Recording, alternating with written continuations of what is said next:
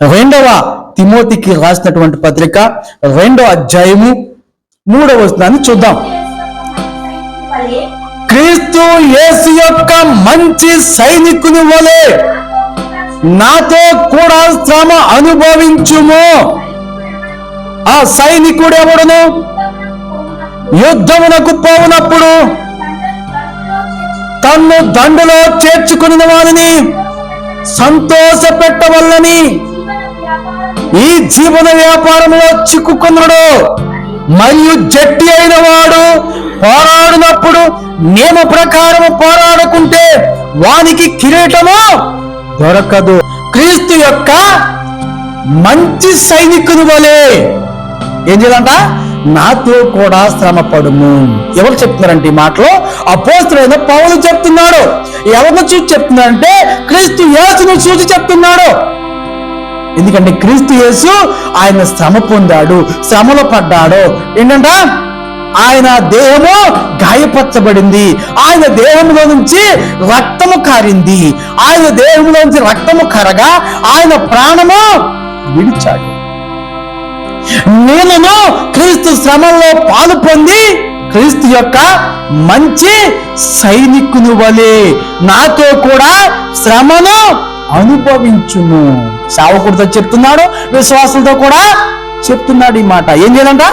శ్రమ అనుభవించమంటున్నాడా? లేకపోతే ఎందుకు వచ్చింది తిప్పలండి ఇవన్నీ? ఎందుకు వచ్చింది శోధన?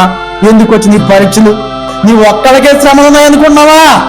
క్రీస్తుని నమ్మిన ప్రతి ఒక్కడికే, క్రీస్తుని ప్రకటించే ప్రతి సేవకుడికి శ్రమ అనేది ఖచ్చితంగా ఉంటుంది. సైనికుడికి ఉండవలసినటువంటి కొన్ని నియమ నిబంధనలు. అమ్మా, సైనికుడు అంటే ఏంటి అసలని? సైనికుడు అంటే మిలిటరీ వాడు, సైనికుడు అంటే పోలీసు. అమ్మ, అర్థమైందా? సైనికుడు అంటే యుద్ధ రంగంలో యుద్ధము చేసేవాడు. ఓ క్రైస్తవ ప్రియ విశ్వాసి, నువ్వు ఎలాగుండాలంటే యుద్ధానికి సిద్ధమైన సైనికుల్లాగా ఉండాలి, సైనికురాల్లాగా ఉండాలి. ఇక్కడ సైనికుడు ఉంది కదా, మరి మేము స్త్రీలం కదా, మేము సైనికులు ఎలాగా అవుతామంటే ఈ పురుషుడు కూడా 18 సంవత్సరాలు వచ్చిన తర్వాత ఏం చేయాలి? ఆర్మీలో ఖచ్చితంగా జాయిన్ అవ్వాలి. యవనస్తుడు, ప్రతి యవనస్తురాలు కూడా వాళ్ళ యొక్క దేశ చట్టం అలా బోధిస్తుంది.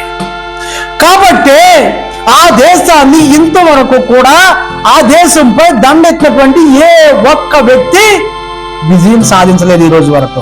అక్కడ స్త్రీ నేను వెళ్ళలేను అంటాక లేదు. స్త్రీకి చాలా ప్రాబ్లమ్స్ ఉంటాయి కదా, చాలా. ఒక్కొక్కసారి బలహీనంగా ఉంటారు, ఒక్కొక్కసారి బలంగానే ఉంటారు. బలహీనతనే బలంగా మార్చుకోవాలి. సైనికుడికి ఉండవలసినటువంటి క్వాలిటీస్ ఏంటో తెలుసా?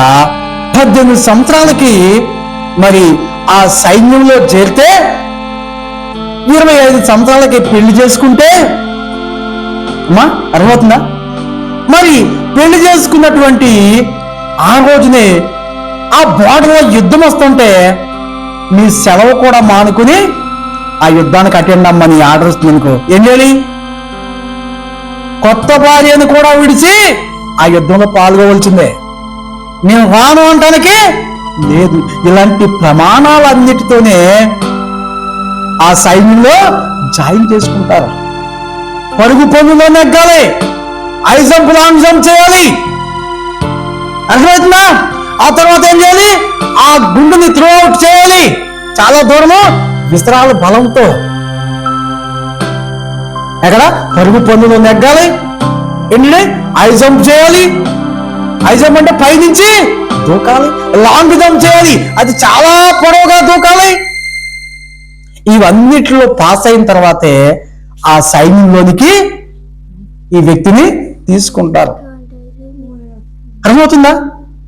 కాబట్టి క్రైస్తవురాలుగా, క్రైస్తవుడిగా నీవు కూడా నీ పాపాలన్నీ ఇడిచిపెట్టి, లోక ఆశలన్నీ ఇడిచిపెట్టి క్రీస్తులోకి, రక్షణలోకి వచ్చావు.